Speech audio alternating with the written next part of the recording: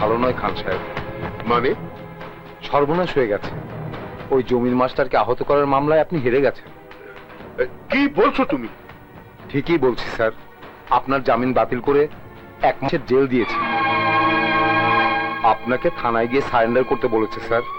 যদি না যান তাহলে আপনার বিরুদ্ধে ওয়ারেন্ট জারি হয়ে যাবে, মান ইজ্জত নিয়ে টানাটানিতে পড়ে যাবেন।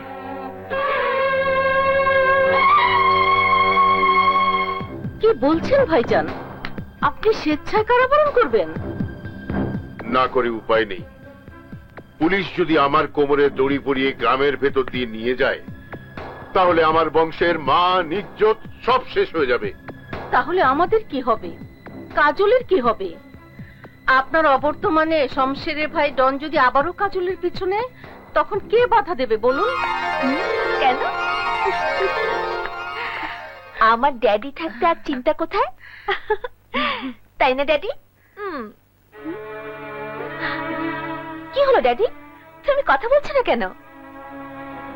জমির মাস্টারের কেসে আমার 1 মাসের জেল হয়েছে। মা, এ তুমি কি বলছো ড্যাডি? ঠিকই বলছি মা, তবে আমার জেল নিয়ে আমি শঙ্কিত নই।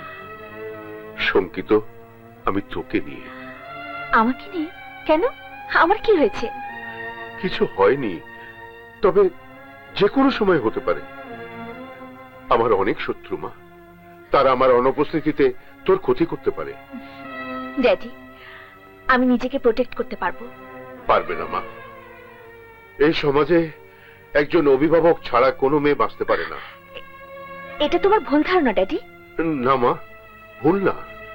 এই তো 2 দিন আগে ওই শমশেরের ভাই ডন তোকে তুলে নিয়ে যেতে চেয়েছিল। তারপর ওর ভাই শমশের তালুকদার ওই ডনের জন্য তোর বিয়ের প্রস্তাব নিয়ে এসেছিল। আমি তাকে ফিরিয়ে দিয়েছি। সে আমাকে শাসিয়ে গেছে। তোকে ওর বাড়ির বউ করে নিয়ে যাবেই। এত সস্তা নয় ড্যাড।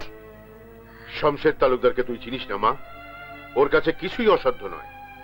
আর একবার তোর কিছু হলে তার ফিরিয়ে আনা যাবে না। কোটি কোটি টাকা খরচ করেও ইজ্জত ফিরিয়ে আনা যাবে না।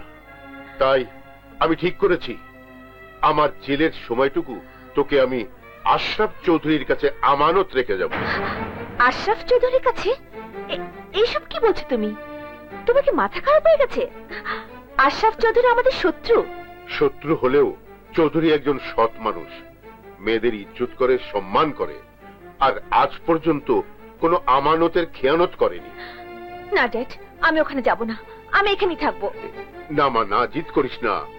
আমি যা বলছি তোর মঙ্গলের জন্য বলছি। আমি বাবা হয়ে তোকে এইসব জানোয়ারদের মাঝে একা ছেড়ে যেতে পারি না। মা, তুই তোর কাপড় চোপড় গুছিয়ে নে। না ড্যাড। আর কোনো কথা নয়, আমার সময় নেই। যে কোনো সময় পুলিশ এসে পড়তে পারে। কুসুম, তুইও তৈরি হয়ে নে।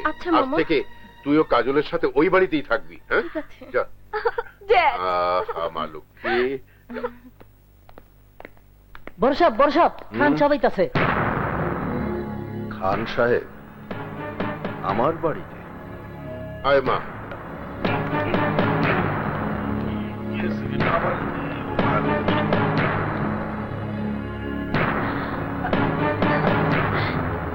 ড্যাডি,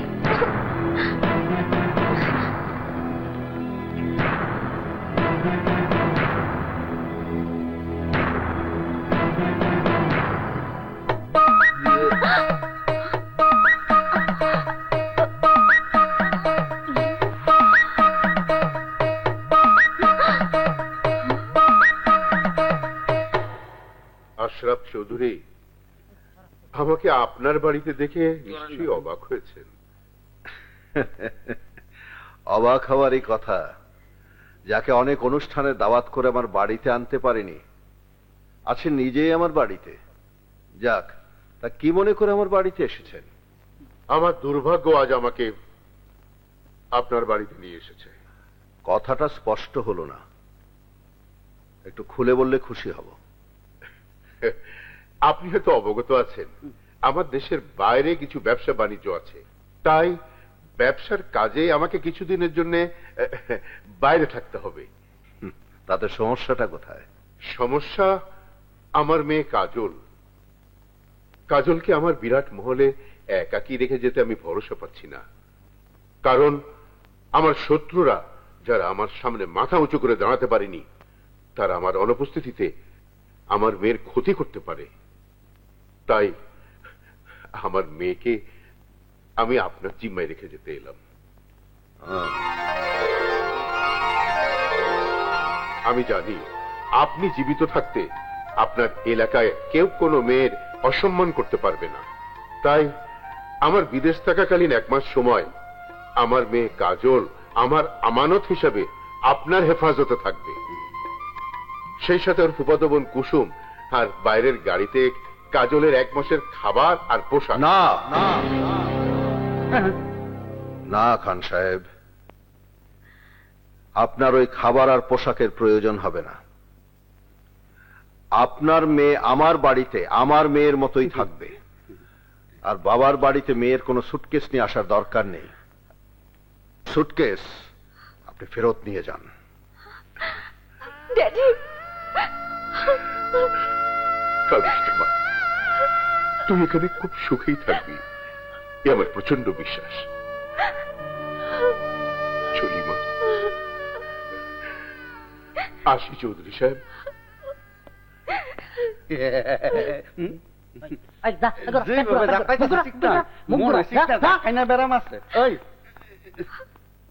আব্বাস,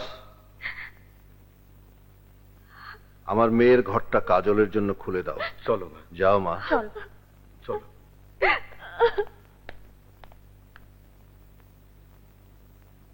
মাখন, এ তো উল্টো হয়ে গেল। শত্রু এসে একেবারে তো বাড়িতে ঢুকে গেল। এবার কি হবে বলতো? আল্লাহ জানে মাহবুব, ঝড় তুফান যত কম হয় ততই মঙ্গল।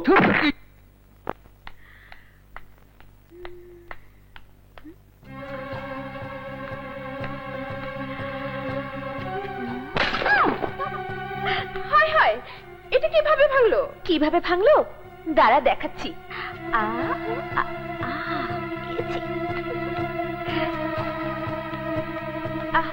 কিভাবে?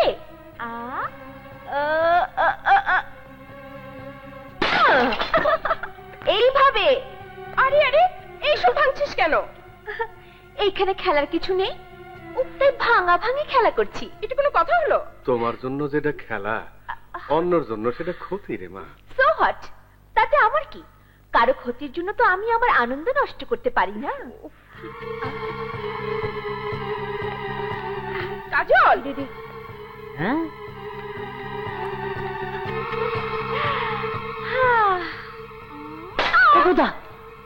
এই যে ম্যাডাম, এসব পাগলামি খেলা খেলতে হলে নিজের বাবার বাড়িতে গিয়ে খেলো। ঠিক আছে, আমাকে বাবার বাড়ি দিয়ে এসো, তাহলে আর ভাঙবো না।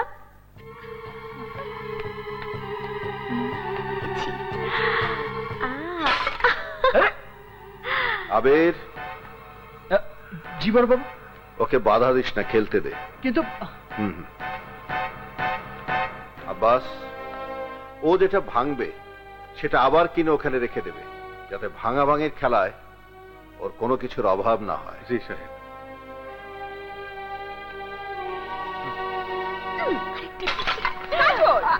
কি শুরু করেছিস? আর এগুলো ভাঙছিস কেন? তুই এসব বুঝবি না। এটা হলো আমার চালাকি, যাতে ওরা বিরক্ত হয়ে আমাকে আমার বাড়িতে রেখে আসে। আমার এখানে আর ভালো লাগে না। এগুলো ভাঙলে ভালো লাগবে? আচ্ছা, তোমার চালাকি আমি বের করছি। এমন শিক্ষা দেব, ভাঙা ভাঙির কবে যাও।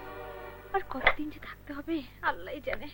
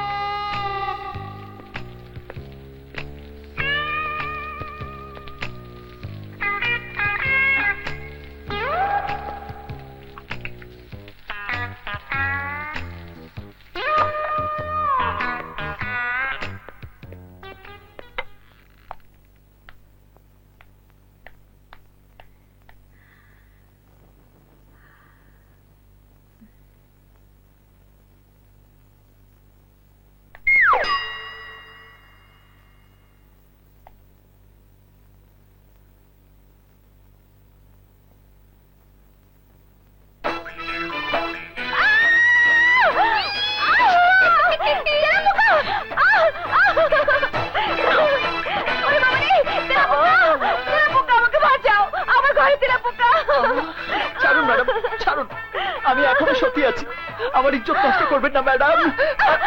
তুমি হ্যাঁ, তেলাপোকা। বাঁচাও, আমাকে খেয়ে ফেলবে, তেলাপোকা আমাকে খেয়ে ফেলবে।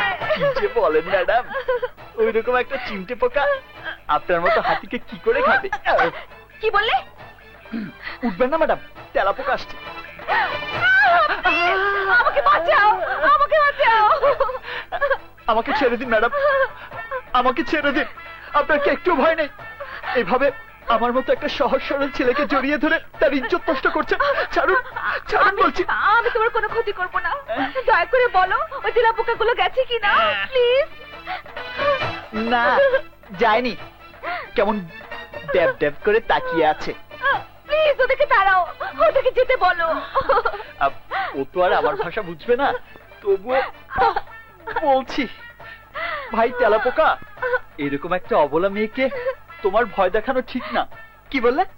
খেলা করছো? কিন্তু ভাই, তোমার জন্য যেটা খেলা, ওর জন্য সেটা ক্ষতি। কি বললে? ক্ষতি হলে হোক, তোমার খেলার আনন্দ তুমি নষ্ট করবে না। এইসব তুমি বলছো না তেলাপোকা বলছে? ওই যে, আমি কেন বলবো? ওই তেলাপোকা মশাই তো বলছে। নিশ্চয়ই আপনার দিনের বেলার কথাগুলো ওই তেলাপোকা সাহেব শুনেছে। Shut up! তেলাপোকা বলতেও পারে না, শুনতেও পারে না। এসব তোমার চালাকি। নো ম্যাডাম, এসব কোনো চালাকি না, এটা হচ্ছে টিট ফর ট্যাট।